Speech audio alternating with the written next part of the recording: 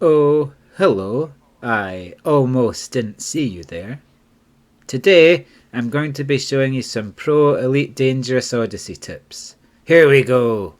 The first pro tip relates to maximising your trade asset inventory because you can only hold 1,000 trade assets at a time. And if you're going to be doing engineering, that just really isn't enough.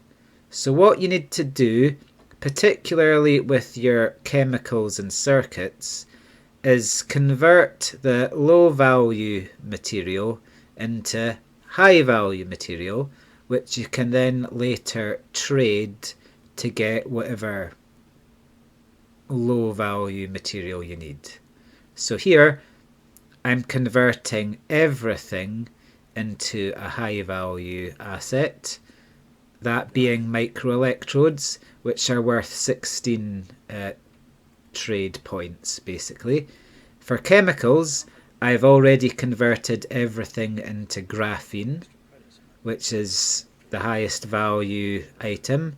It has a barter value of 23, which is way above everything else. So I've converted everything to graphene so that it takes up less space. Now, I should point out that materials that fall under the trade chemicals and trade circuit categories are relatively a lot more abundant than materials that fall under the trade tech category. And on top of that, trade tech is generally required to a greater extent than the other two categories, particularly when it comes to engineering kinetic weapons.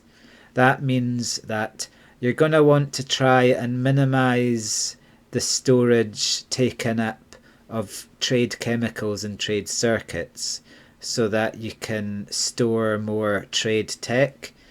And you don't want to be doing too much trading with trade tech because, of course, whenever you do make a trade, you do lose some of the value. So if you're going to be conserving space, it's best you conserve that space by trading at the expense of trade circuits and trade chemicals rather than the trade tech.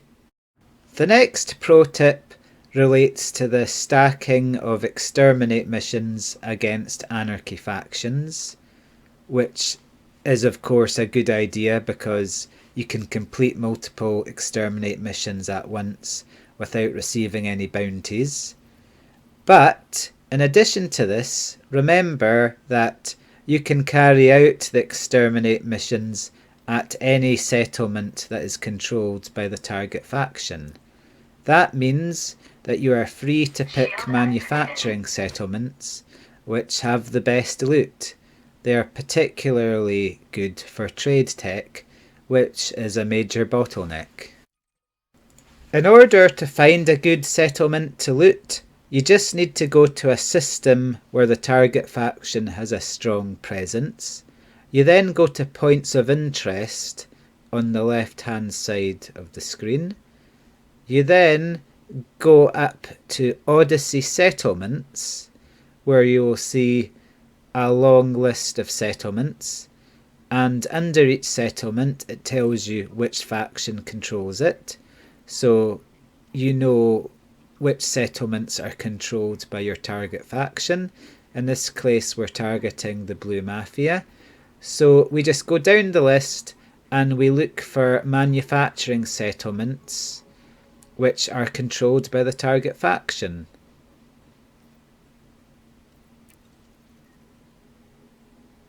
Once you've found a good one with a nice industrial sounding name, you can just walk in on it and take an Apex shuttle or fly to it.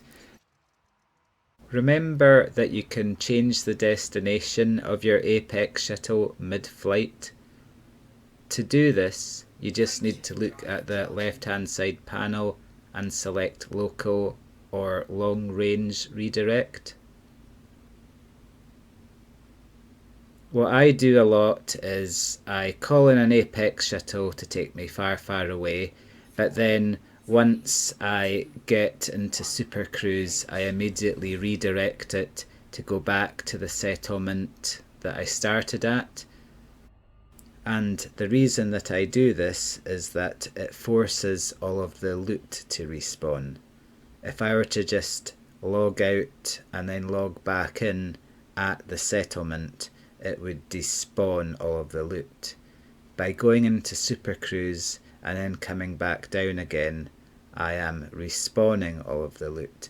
And this is particularly useful if you've stacked a bunch of exterminate missions, because you can collect the loot all over again while adding to your tally of souls for Elron so that he may feast upon them. Something tells me you have good news for me. Yes. Did you know that if you're struggling with a mission, it's probably because you haven't turned off the settlement alarm? So make sure you do that. It also reduces the IQ of everyone at the settlement by 50 points.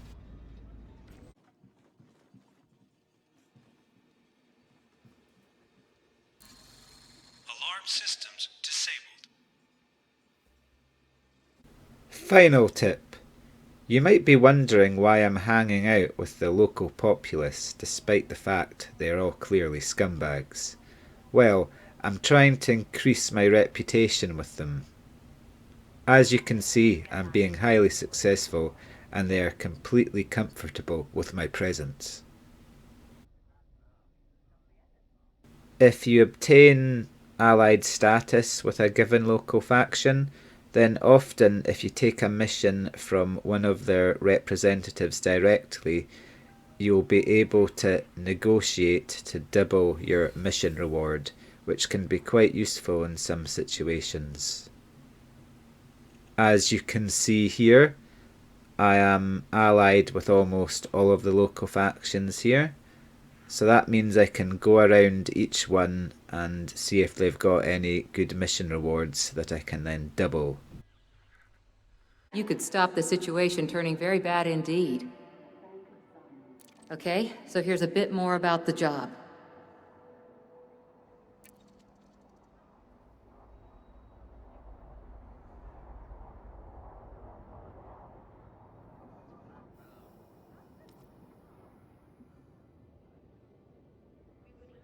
Everyone's out for themselves, aren't they? What do you want then?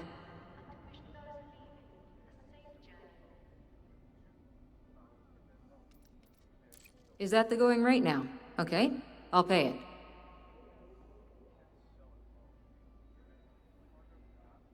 And there you have it. We've just doubled our mission reward with very little risk.